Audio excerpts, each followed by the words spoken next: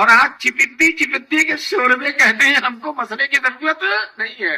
دوستو یاد رکھو، جو کہتا ہمیں مسئلے کی ضرورت نہیں ہے وہ قوم و ملت کے لیے سب سے بڑا مسئلہ ہے۔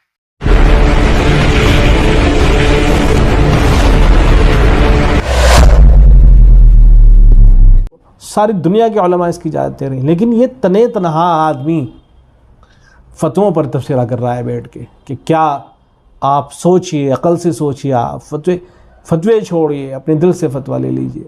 آپ سوچئے، آپ عقل سے سوچئے، آپ فتوے چھوڑیے، اپنے دل سے فتویٰ جس محمد صلی اللہ علیہ وسلم کے قلب کو بار بار زمزم سے دھو کر اس میں قرآن اتارا گیا ہے، آپ اس قرآن کو موبائل میں اتار کر کہتے ہیں کہ اس میں کیا حرج ہے؟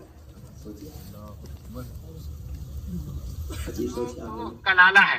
اب حضور سے صحابہ نے فتویٰ پوچھا تو اللہ تعالیٰ نے فتوے کا جواب دیا، قل اللہ یفتیکم فی الکلالہ، آپ کہہ دیجئے اللہ تم سے فتویٰ دے رہا ہے کلالے کے بارے میں۔ تو بتاؤ کلالہ کے بارے میں کس نے فتویٰ پوچھا؟ بولو، صحابہ کرام نے۔ اور فتوے کا جواب کس نے دیا؟ اللہ تعالیٰ نے۔ دوستو انہوں نے حضور سے پوچھا تھا، لیکن اللہ حضور جواب دیجیے، میں جواب دیتا ہوں۔ اس سے پتا چلا کہ دینی معاملات میں فتویٰ پوچھنا بہت اہم ہے، بہت اہم ہے۔ آج کل بہت سے لوگ لاپرواہی میں کہہ دیتے ہیں ہم کو فتوے کی ضرورت نہیں ہے۔ ہم کہتے ہیں یہ لوگ آگے کہہ دیں گے ہمیں قرآن کی ضرورت نہیں ہے، ہمیں حدیث کی ضرورت نہیں ہے، ہمیں شریعت کی ضرورت نہیں ہے، ہمیں رسول پاک کی ضرورت نہیں ہے۔ دوستو فتوے کی ضرورت تو صحابہ کو ہے، جب صحابہ فتویٰ پوچھ رہے ہیں۔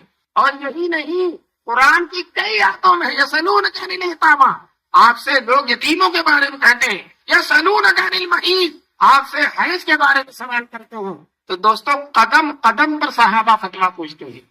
مولانا علی میاں رحمۃ اللہ علیہ نے فرمایا تھا کہ دارالعلوم دیوبند کا فتویٰ سکہ رائج الوقت، سکہ رائج الوقت اس سکے کو کہتے ہیں جو ہر جگہ چلتا ہے۔ دوستو دارالعلوم دیوبند کا فتویٰ الحمدللہ ہر جگہ چلتا ہے۔ دارالعلوم دیوبند میں دوسرے ملکوں سے بھی فتوے آتے ہیں، انگلینڈ سے آتے ہیں، افریقہ سے آتے ہیں، سعودی عرب سے آتے ہیں، اور دارالعلوم دیوبند کے مفتیان اس کا جواب دیتے ہیں۔ اس لیے کہ فتوے کے بغیر ہماری گاڑی ایک دن بھی نہیں چل سکتی۔ مسلمانوں، جب تمہیں کوئی دینی ضرورت پیش آئے، علاقے کے علماء کو تلاش کرو، مولانا زبیر کو تلاش کرو، مفتی جنید کو تلاش کرو، اور ان سے ہر مسئلے میں فتویٰ پوچھو۔ بلا فتویٰ پوچھے ہمارا دین مکمل نہیں ہو سکتا۔ میں نے اپنی تقریر میں ایک جگہ کہا، دارالعلوم دیوبند میں بہت بڑے محدث ہیں، مولانا نعمت اللہ صاحب بہت بڑے، میرے حساب سے پورے ہندوستان میں ان سے بڑا کوئی محدث نہیں۔ ایک دن اپنے گھر سے آ رہے تھے، چھتے کی مسجد سے میں راستے میں حضرت کہاں جا رہے؟ کہنے لگے دارالفتہ میں جا رہا ہوں، ہاتھ میں پٹی بندھی ہوئی ہے، تو کیسے تیمم کرنا ہے اور کیسے دھلنا ہے مسئلہ پوچھنے جا رہا ہوں۔ اتنا بڑا محدث، وہ مسئلہ پوچھنے کی ضرورت ہے، اور آج چپتی کے شور میں کہتے ہیں ہم کو مسئلے کی ضرورت نہیں ہے۔ دوستو یاد رکھو، جو کہتا ہمیں مسئلے کی ضرورت نہیں ہے وہ قوم و ملت کے لیے سب سے بڑا مسئلہ ہے، وہ قوم و ملت کے لیے سب سے بڑا مسئلہ ہے، وہ مسلمانوں کی گمراہی کا ذریعہ ہے۔ دوستو اجلاس عام میں قرآن میں فتوے کی اہمیت ہے، حدیث فتوے سے بھری ہوئی ہے، اور وہ کہتا ہے کوئی بھی کہے کہ ہم کو فتوے کی ضرورت نہیں ہے، تو دوستو یہ انتہائی گمراہی کی بات ہے، یہ ایمان کے خلاف ہے۔ اللہ تعالی ہمارے حضور نے تو ہمارے ایمان کی تعریف کی ہے، اور ہم کہیں ہم کو فتوے کی ضرورت نہیں ہے، تو بتاؤ ہمارے حضور کو شرمندگی ہوگی کہ نہیں ہوگی؟ ارے یہ وہ لوگ ہیں جن کی میں ایمان کی تعریف کر رہا ہوں، اور یہ کہہ رہے ہیں ہم کو فتوے کی ضرورت نہیں ہے۔ دوستو یاد رکھو، فتوے کی ضرورت پہلے تھی، آج بھی ہے، اور انشاءاللہ قیامت تک رہے گی۔ اور فتوے کے بغیر شیخ سعدی بہت بڑے عالم گزرے ہیں، وہ کہتے ہیں اگر خون فتویٰ مریضی پر روا نہ بر حکم شرع آب خوردن خناس، اگر شریعت کا حکم نہیں ہے تو پانی پینا بھی غلطی ہے۔ چنانچہ آپ کسی بھی مفتی عالم سے پوچھ لو رمضان میں دن میں پانی پی سکتے ہیں تو کہے گا پانی پینا جائز نہیں ہے۔ تو دیکھو فتویٰ جب نہیں ہے تو پانی پینا بھی جائز نہیں ہے، اور اگر فتویٰ ہے تو قتل کرنا، جہاد کرنا وہ بھی جائز ہے۔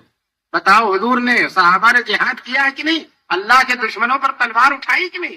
تو فتوے سے تلوار اٹھائی جائے تو وہ بھی جائز ہے، اور فتوا نہیں ہے تو پانی پینا بھی جائز نہیں ہے۔ پتا چلا ہمارا دین فتووں میں گھرا ہوا ہے۔ اللہ تبارک تعالی ہم سب کو صحیح معنوں میں اپنے دین پر چلنے کی توفیق نصیب فرمائے۔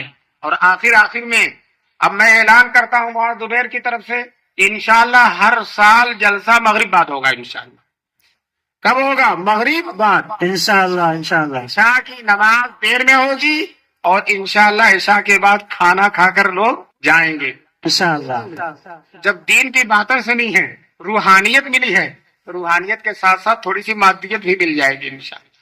مدرسے کی تقریر جس طرح سے اچھی ہے، مدرسے کی زیارت جس طرح سے اچھی ہے، تو مدرسے کا کھانا بھی اچھا ہے، رونق ہے، روحانیت ہے۔ اس کھانے کو کھائے بغیر جائیے گا نہیں۔ کہتے ہیں ایک واقعہ سنو، کتنا ہے رہ گیا ٹائم؟ اچھا، ایک واقعہ سنا کر بات کو ختم کرتا ہوں۔ ہمارے چاروں امام